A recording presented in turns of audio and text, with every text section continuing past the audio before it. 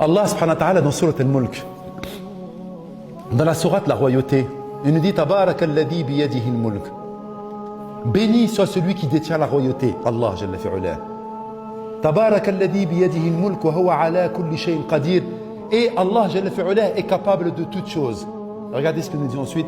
Alladhi khalaqa al-mawta wal hayata liyabluwakum ayyukum ahsanu amala. Regardez la particularité, la précision du Coran, la précision chirurgicale de la parole de Sa Majesté, Allah subhanahu wa ta'ala. Alladhi khalaqa al-mawta. Mais non, Mahdi, pourquoi il n'a pas dit Alladhi khalaqa al-hayata wal-mawta? Normalement, c'est cette vie d'ici-bas qu'il a créée.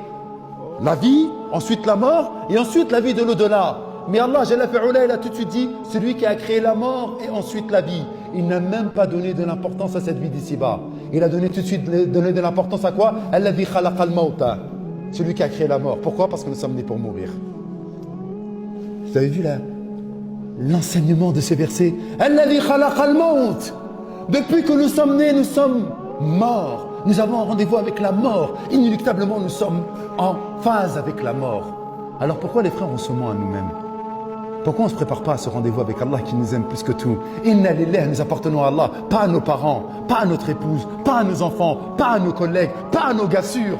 On appartient à Allah et on retournera à Allah. Pourquoi on ne se prépare pas à la rencontre de celui qui nous aime vraiment, de celui qui nous a créés, de celui qui nous a donné le souffle de vie?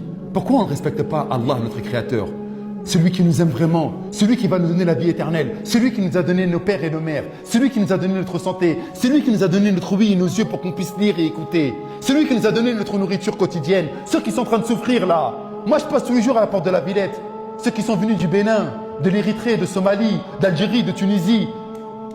Hein? Ils sont en train de galérer, subhanallah, dans des tentes là, Eh mais wallah, vous voyez leur vie, ils ont quitté l'Afrique pour espérer retrouver quelque chose un bien-être. Ils vivent dans le froid tous les jours. Et ils vont mourir. Nous, lorsqu'on est malade, qu'est-ce qu'on fait? On va rentrer à la maison, on va s'emmitoufler dans notre couverture, on va mettre Netflix et on va regarder la télé.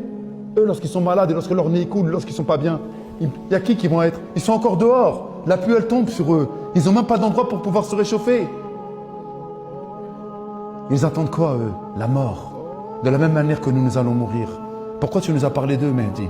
Pour nous dire en fait que nous, on est, alhamdulillah, rabbil alamin, disposés à pouvoir penser à Allah et être reconnaissants vis-à-vis d'Allah, jalla fi'ula, en disant alhamdulillah. Et comment on peut dire alhamdulillah? En pensant, en se remémorant, en ne négligeant pas notre rendez-vous avec Allah, jalla fi'ula. Parce que c'est ce que nous avons fait, mes frères.